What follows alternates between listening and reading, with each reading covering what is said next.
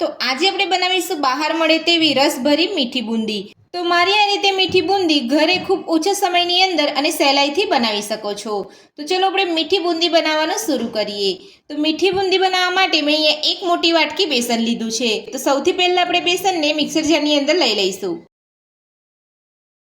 સાથે જ એ જ વાટકીના માપથી આપણે એક વાટકીથી થોડું ઓછું પાણી ઉમેરીશું। એક ચપટી બેકિંગ સોડા ઉમેરીશું। મિક્સર જારનું ઢાંકણ બંધ કરીને બધું સરસ પીસી લઈશું। તો બધું જ આપણે અહીંયા પીસી લીધું છે। તો હવે આપણે ચેક કરી લઈશું। તો આપણે મીઠી બુંદીનું અહીંયા ખીરું બનીને તૈયાર છે।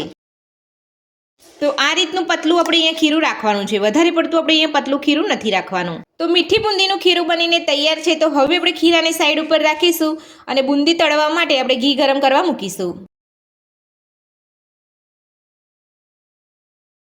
તો બુંદી તળવા માટે મેં અહીંયા કઢાઈની અંદર ઘી ગરમ કરવા મૂકી દીધું છે। તો હવે આપણે ઘીને ગરમ થવા દઈશું। તો ઘી આપણું અહીંયા ગરમ થાય છે ત્યાં સુધી આપણે બીજી બાજુ બુંદીની ચાસણી બનાવી લઈશું। તો ચાસણી બનાવવા માટે આપણે એક વાસણની અંદર 2 વાટકી ખાંડ ઉમેરીશું।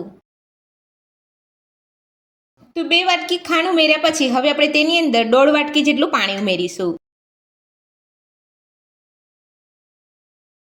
તો એક વાસણની અંદર ખાંડ અને પાણી ઉમેરી લીધા પછી હવે આપણે તેને ગેસ ઉપર રાખી અને ચાસણી બનાવી લઈશું।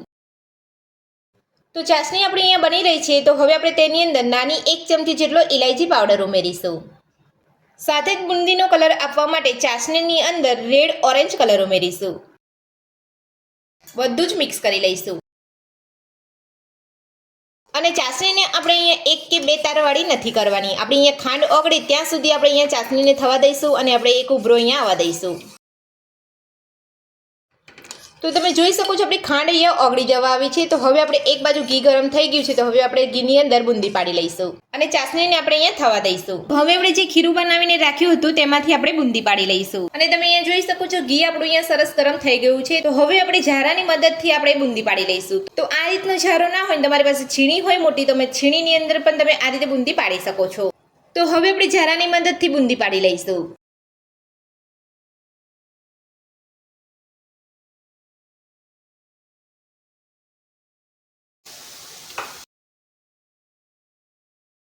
તો 2 મિનિટ સુધી આપણે બુંદીને ફ્રાય કરીશું। બુંદી આપણી એક બાજુ ફ્રાય થઈ રહી છે અને આપણી ચાસણી બીજી બાજુ બની ગઈ છે અને મેં અહીંયા ગેસની ફ્લેમ બંધ કરી દીધી છે। તો હવે આપણે જ્યારે ચાસણી ગરમ હોય ત્યારે બુંદીને તળીને ડાયરેક્ટ અંદર ચાસણીમાં લઈ લેવાની છે। તો ચાસણી તમારી ઠંડી હોય તો તમારે બુંદીને આપણે ચાસણીની અંદર નથી લેવાની। તો બુંદી આપણી અહીંયા સરસ તળાઈ ગઈ છે। તો હવે આપણે ચાસણીની અંદર લઈ લઈશું।